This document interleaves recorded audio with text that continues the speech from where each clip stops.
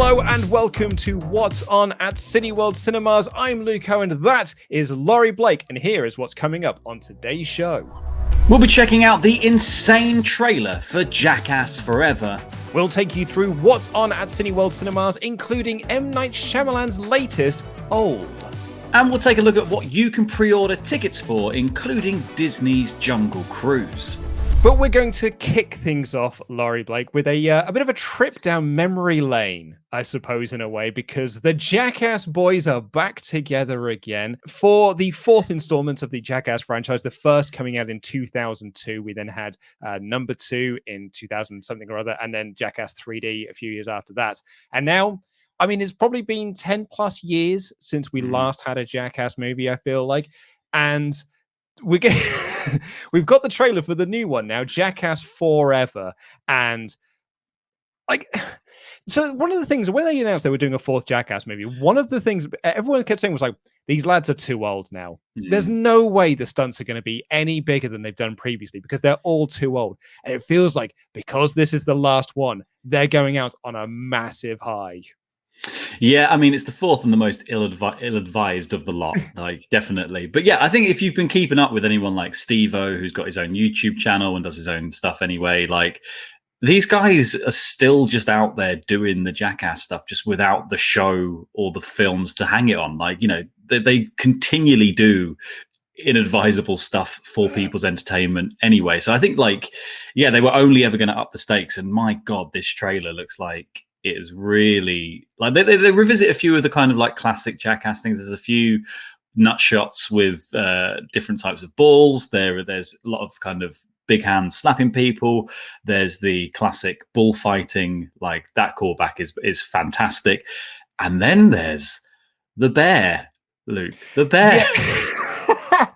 So poor old Aaron McGeehee. Aaron McGeehee was always like the one that got picked on of the lot. And like, yeah, the closing moment of this trailer is Aaron McGeehee like tied to this chair. Danger Aaron tied to this chair. And he's like, man, I've really like opened myself up for failure here, haven't I? And they're pouring honey over him and putting salmon around him. And then this door opens and a massive like grizzly bear like wanders in. The look on his face is it's incredible. Yeah, I don't know what's gonna. I think that's the thing is like you think like okay, well they must have done like there must be some sort of safety check beforehand. They must have thought about this as much as possible.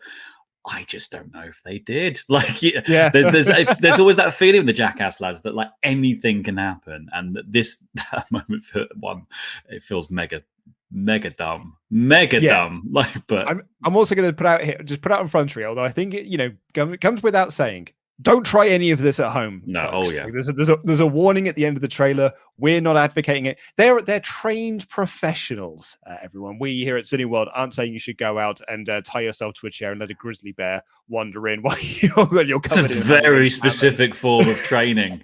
I don't. To allow a bear to lick the honey off your face and eat the salmon from your crotch. I don't know what school you go to for that, but there must be one out there. So we're recording this on a Wednesday, and the trailer came out on the Tuesday, and like I've never clicked on a trailer so fast to watch this because like I went to the pictures to see the first one in 2002. I was there, like me and my mates there opening day. We were there for opening day for the second one and for the third one as well. Like this was like what we always got together to watch because we were massive fans of the TV show, and we were skateboarders as well. So we like it was like the cool kid thing to be into at the time. And there was a part of me that was like, I'm 35 now. I'm a married man. I own a home. Am I going to still think this is funny? And like I was crying with laughter when I was watching this. And I went downstairs and I told my wife, and I was like, they've just released the trailer for the fourth Jackass movie. It's one of the funniest things I've ever seen in my life. And she was like, you're too old. You're too old. I'm sorry. People falling over, it will never not be funny. It's That's what I said. I was like, but like the thing pops out and hits them in the face really hard, and they fall down.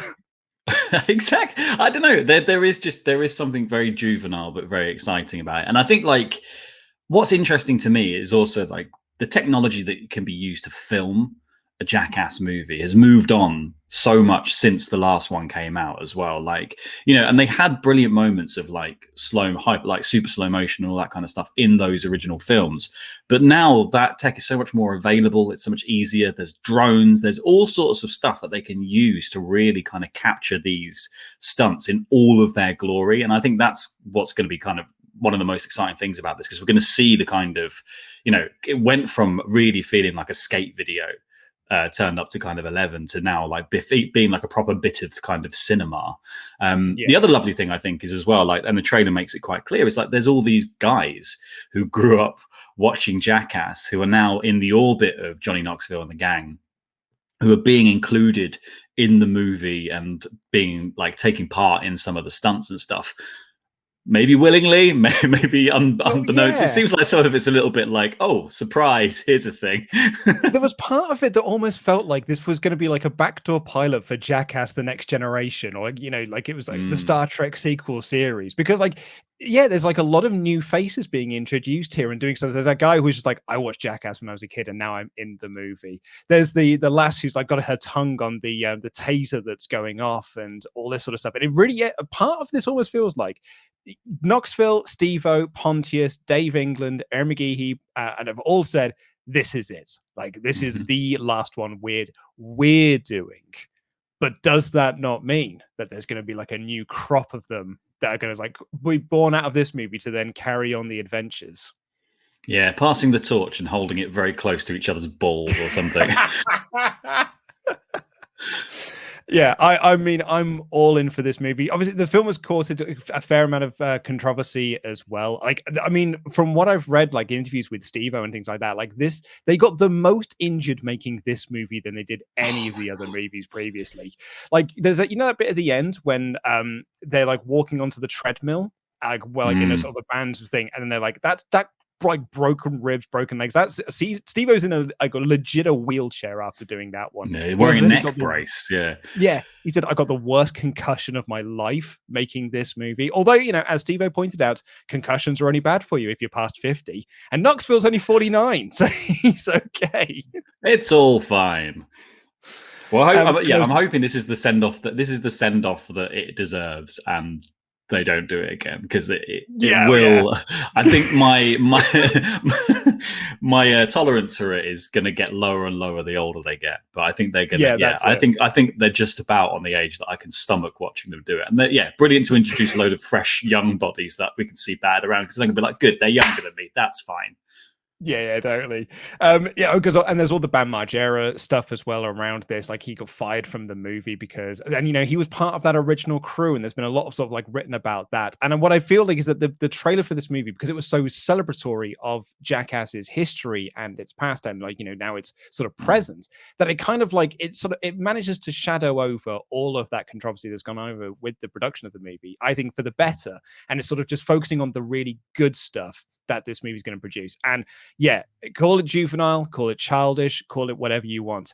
I will be there opening day for this movie. If Cineworld have an unlimited screening for it, you bet your balls I'll be there for it, because this is right up my alley.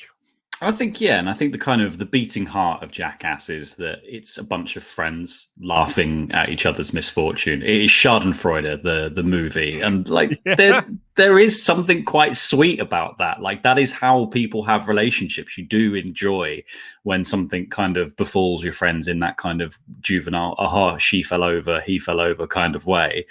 And this is just turning that up to the extreme, and it's, you know, and it is very skateboardery. Well, let's check out what's on this week at the cinemas. And our biggest release this week is a film that I am really intrigued by, which is kind of like, you know, the guy's calling card. M. Night Shyamalan is back on the big screen with Old. It's a movie about a group of people who go to this like remote beach that no one's really, you know, it's not really on any websites and stuff. You sort of found about it online, and they're there, and then they find a body, and then that body decomposes in a matter of minutes, and then the kids that are on that beach all of a sudden become much older, and people appear to be like aging rapidly, and there's like a mysterious pregnancy and all this sort of stuff. It is a trailer that I feel like has told you a lot, but has told you nothing about what's going on. Yeah, I think the central mystery is really well hidden in this kind of film, like what's going to happen. And I think also it's a really interesting premise for an M. Night Shyamalan movie because it's like almost a return to the kind of low keyness of A Sixth Sense or something, where it's like the premise is quite simple: the kid sees dead people, and that is it. And I think after that he went quite like in a very wild direction with like Village and Unbreakable and stuff like that, with the kind of superhero levels of it. There was much more to this. This seems like a very focused in. People age differently on this beach. That is it. And it opens up this kind of wealth of horror that I don't think he's necessarily explored in many of his other films. Is that this kind of body horror of like, oh no, like the ravages of time are just catching these people unaware. And it seems to be plumbing the depths of all these kind of like different, almost like Cronenberg-esque moments of like, she's suddenly pregnant. Someone looks like they've got like cancer or something at this moment in time. Like there's and decompositions happening rapidly. It's a really interesting take on horror because it's also just so human and personal. Yeah, totally. Like there's so much intrigue in this that I'm quite excited to see this movie. Like I'm not usually the biggest M. Night Shyamalan fan because I feel like a lot of the times his movies can be like an amazing premise and a lot of really good mystery, but they're never the greatest like payoff to a lot of that. Sometimes it works and sometimes it doesn't. But one of the things I really like about M. Night Shyamalan movies is going to find out, is this one a hit? Is this one a miss? Going by this trailer, I'm kind of erring on the hit side of things, but I'm so curious to see if I'm right on that. Yeah, so a few people who have already seen the film have said that this is one of his better films in a really? Very long time. Like, you know, some people have even said it's his best since Sixth Sense and Unbreakable. I'm really keen to see this. I think also like Thomasin McKenzie's in it, and I think she's on just the role of a lifetime in terms of like hit after hit. She's proving herself to be a brilliant actress across the board. And yeah, it just has something about that trailer that is really fundamentally unsettling. One thing I think is interesting, obviously, like everyone, I think The Sixth Sense obviously ruined M. Night Shyamalan's own movies for himself because there had to be a twist, and everyone goes in expecting the idea of a twist. He's been editing the ending of this film right up until release, according to reports. So, like, he has been tinkering away on this cut and to work out what the best finale for this film might be. So here's hoping that he found it, and we're going to get really shocked or wowed in the cinema. Or hopefully it's just satisfying. It doesn't have to twist. It doesn't have to turn your expectations upside down. It just has to meet what you hoped it would be. Indeed, yeah. And if you're not in the mood to check out old, which I totally understand, that doesn't mean that there isn't anything else that you can watch. We've still got The Croods 2, A New Age, Space Jam, A New Legacy, The Forever Purge, Escape Room, Tournament of Champions, Black Widow, and Fast and Furious 9. That's a heck of a lineup of movies to go and check out there. We talked about it last week. I saw Space Jam 2, A New Legacy. I've seen a fair number of people be a bit sniffy about it because it's like, oh, well, they're making references to movies that kids won't understand. I'm like, dude, the original movie had a Pulp Fiction reference. Like, this is the Animaniacs in their theme song used to have, we have pay or play contracts. I'm 8 years old. I don't know what a pay or play contract is. Like, this feels like it's very much within the Looney Tunes wheelhouse and a Warner Brothers animated wheelhouse to be making references to the kids. They'll probably go over kids' heads, but they're going to very much enjoy it because it's Daffy Duck and Bugs Bunny doing some wacky stuff. That's the beauty of the best kids related content always plays to the adults in the room as well, because kids aren't watching this film on their own. Like, adults have to be present, and if you are taking your children to see Space Jam, you're going to want a little slice of something that you can be like, "Ha, that was for me in there." Do you know what I mean? Yeah. And I think you're completely right about the Animaniacs and the Looney Tunes. How many times does Daffy Duck break character and talk about the writers and the cartoonists and stuff like that? Like, all that stuff is going to go way beyond kids' like purview. Absolutely, yeah, of course. And like you mentioned, like, the adults that are going to see this. Who are the adults going to see this movie? They were the kids that saw the first one in like 97. So like, I think it's a very smart to play across to both of those audiences. And I had a lot of fun with Space Jam: A New Legacy. So if you have seen some sniffy reviews about online, ignore them all and check it out for yourself. We've got some great films that you can also pre-book tickets for. We have talked about the Suicide Squad quite a bit, but you can now book your tickets for that in 4DX and in IMAX. But one of the other big releases that you can book your tickets for now is, I mean, he stars my boy, The Rock. You know, Dwayne The Rock Johnson, one of the finest actors of our generation, is starring in Disney's Jungle Cruise along with Emily Blunt, also available in 4DX and in IMAX.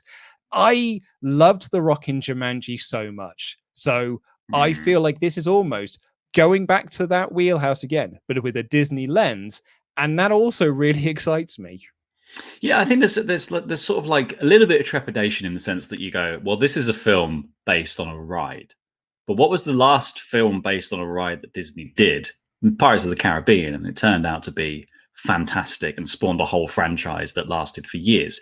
So if anyone can make the conceit of it's a cruise down a river work, it is The Rock. He is the perfect choice to be your steamboat captain, if you will. Like, you know, and I just think, yeah, Emily Blunt's going to be fantastic in her role as well. And it looks like a lot of fun, and kind of like, it's lovely to kind of see that pulp adventure brought back. And like, I love how they've done, like, even just how they've done the posters and stuff for this film. Like, they've really harkened back to that time in cinema where pulp was the kind of the Saturday matinee thing that people went to. Like, and I really, really enjoy that. And I'm excited to see the film. Yeah, I'm really down for this as well. And like, you know, I think this is going to be, like you say, more on the Pirates of the Caribbean side of things than opposed to the Haunted Mansion side of things when it comes to like Disney rides being made into movies. The other film that you can pre-order tickets for now, and this is really exciting. So this is a one-night event. This is only on July 29th. And it is Edgar Wright's new documentary, The Sparks Brothers.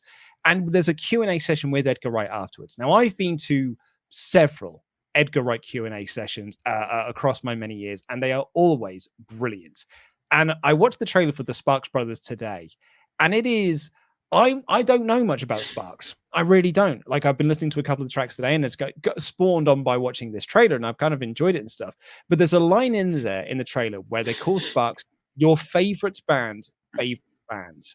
And then you look at the people who are like interviewed in this documentary, and one of the people being interviewed is Roddy Bottum from Faith No More, who are my favorite band. So if Roddy is there and Roddy is telling me that this is his favorite band, then absolutely I'm excited to go and check and find out more about this act. Yeah, I think because this is the thing, like the Sparks Brothers are completely prolific in terms of music. If you go on Spotify and you look up Sparks, they have an album once a year, and they have done since 1970 something. Like, do you know what I mean? That is the kind of, that's like Prince levels of productivity. And yeah, like to kind of have flown under the radar for a lot of music fans, I think that is a fascinating perspective to one tap into.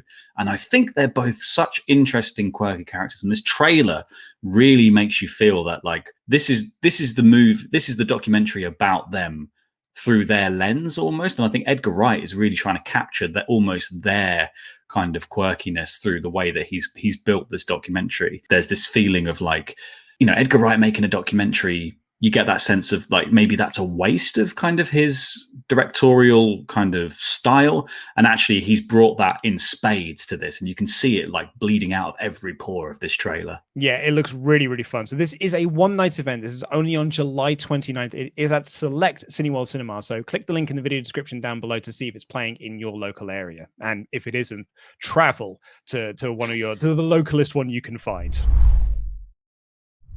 And lastly, let's just take you through our current schedule of unlimited screenings, kicking things off on July 27th with The Last Letter from Your Lover. We've got Stillwater on August 3rd, Zola on August 5th, Snake Eyes G.I. Joe Origins on August 14th, and The Nest on August 27th.